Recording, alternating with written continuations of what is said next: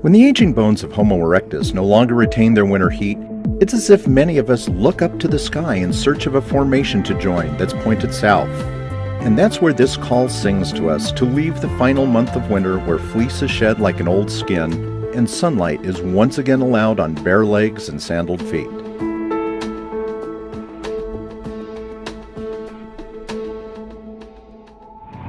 Well, this is snow. It's good for sledding, it's good for skiing, but it's March 1st here in Denver, and it's time to head south. And now it's spring, 700 miles away in the Sonoran Desert, just outside of Phoenix.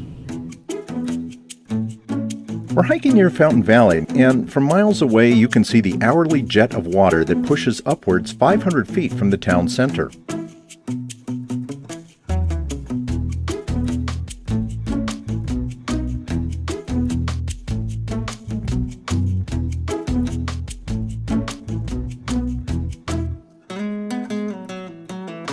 Are we Colorado Rockies fans? Sure we are. Are we diehard fans? Nope. But what better way to put you in mind of a warm July night at Coors Field than to start with a pre-season aperitif in Scottsdale?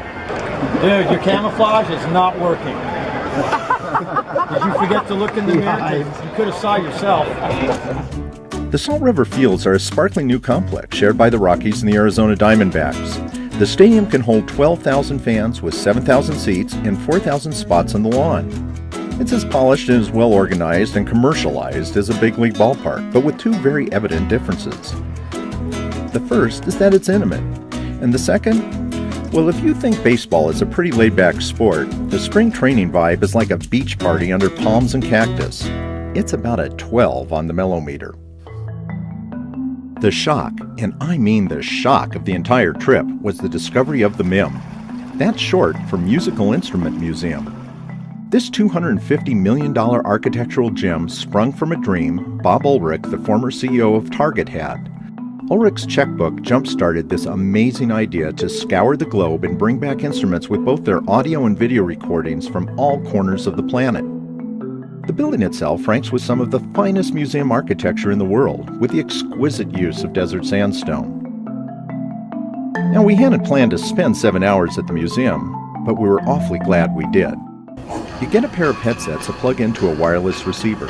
As you approach an exhibit, the audio immediately plays. It's so cool to wander from display to display with the music from one fading into the next. And for a museum so full of sound, when you take your headsets off, it's eerily quiet.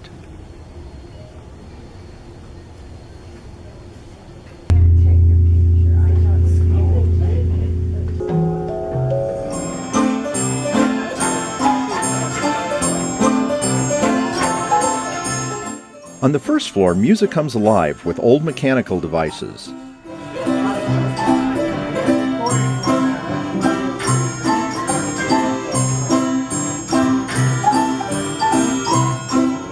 And in the auditorium, with a state-of-the-art Yamaha disc clavier. On the Arizona-California border, the Parker Dam creates a wide spot on the Colorado River. It's named Lake Havasu, and in 1963, a chainsaw manufacturer, Robert McCullough, thought it'd be a good spot for a new outboard motor factory. But McCullough saw more than a good place to test his engines. He envisioned an entire fun-in-the-sun community. And what better way to draw attention to and sell real estate in this desert oasis than to buy, move, and reassemble the London Bridge?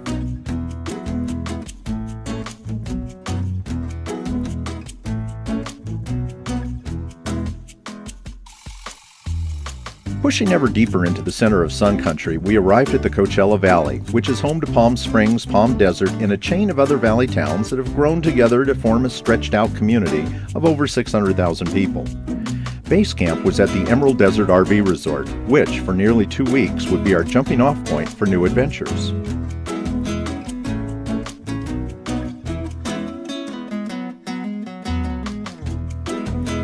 The art festival season kicks off in La Quinta, one of the best in the country. It's really just the subject matter that's near and dear to me, the skies I love to do, and it's kind of inspired by some of the travels that I've done in the mid part of the country, actually Kansas. I call it over the tall grass prairie, which is what the mid part of the country was for before people came here. Is just all tall grass, and these storms are typical of what you see in that part of the country. And it's just my approach to pencil.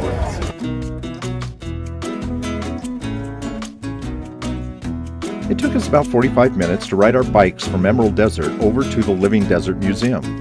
It's a fun combination of outdoor botanic gardens and a zoo.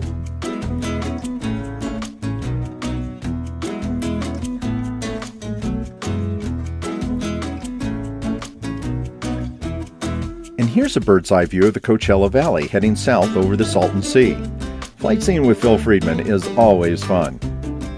And if you've ever wondered what it would be like hanging your arm out the window at 180 miles an hour, well, wonder no more. We rented a car and left the Navion in Palm Desert to make the 2-hour drive to Laguna Beach to see our good friends and former neighbors, Robin and Steve Rudy.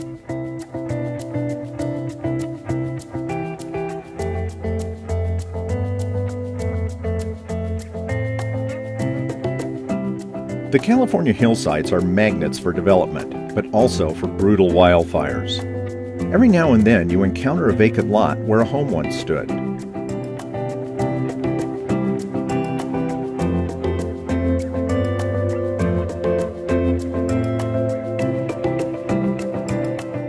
After a few days back in Palm Desert, we were once again on the move.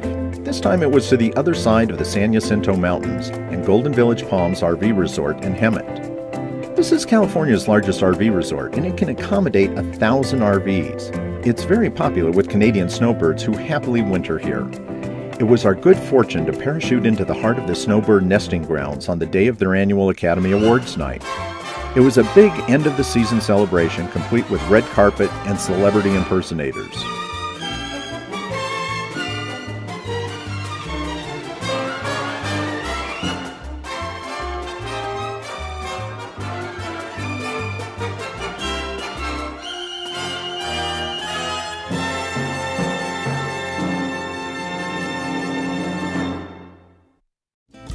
We pushed further south into San Diego for a couple of day trips to La Jolla.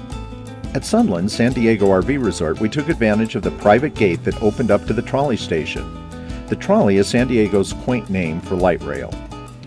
In all our trips to San Diego, we always overlooked Old Town. This time it was an easy decision to go, as the trolley took us directly there. It's here in Old Town that California first began with the colonization and building of a Franciscan mission.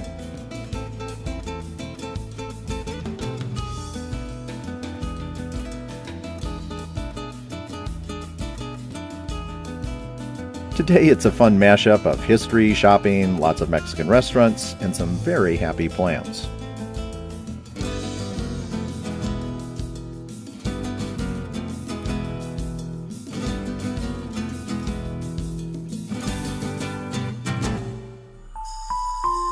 One by one, the Snowbirds started recalibrating their GPSs to north, and we too started to wend our way back through the deserts towards home.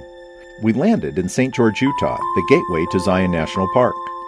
Zion is one amazing park, and some years ago we spent a couple of days hiking on all the well-known trails. But for this trip, we decided to go to a far less visited entrance and do the 14-mile round trip to the Kolob Arch, which is the second largest arch in the world.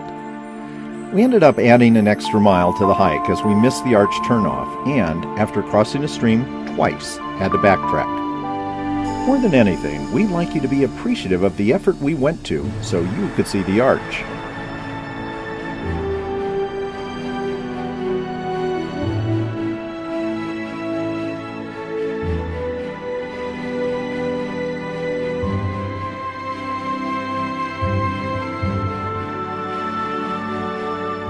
The killer part of this hike is that for the last 2 miles or so, it's a 1,500-foot climb uphill.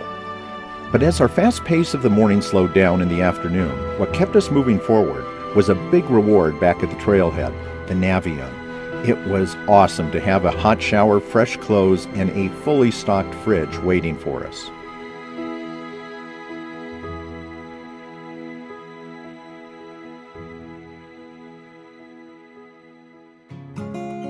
With Without a doubt, one of the most breathtaking drives in America is coming up through Zion, driving by Bryce, crossing the Grand Staircase Escalante, climbing 9,000 feet, and then dropping down through Capitol Reef on the way to Green River, Utah.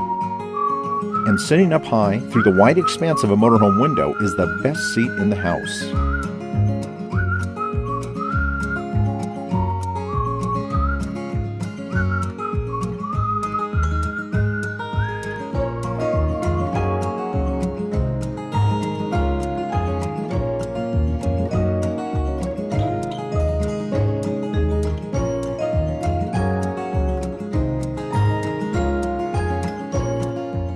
The town of Green River, Utah isn't very big, but it has a great museum that celebrates the heroic story of John Wesley Powell, who in 1879 led the first of 2 expeditions from the Green River to the Colorado and on through the Grand Canyon. Today, many of the names Powell gave to the natural features of the area have stuck. One of them was Glen Canyon, and it's only fitting that the lake that was created when that final stretch of the Colorado was tamed is named after him.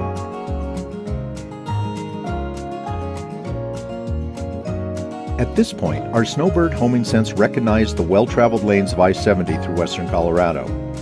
Now our green and white mountain outlined license plate would no longer stand out. But perhaps we had not stayed away long enough, for as we drove past our former home in the Vail Valley, we encountered snow nearing Vail Pass. And as we climbed to the tunnel at 11,000 feet, we knew that for here, spring was still at least 2 months away.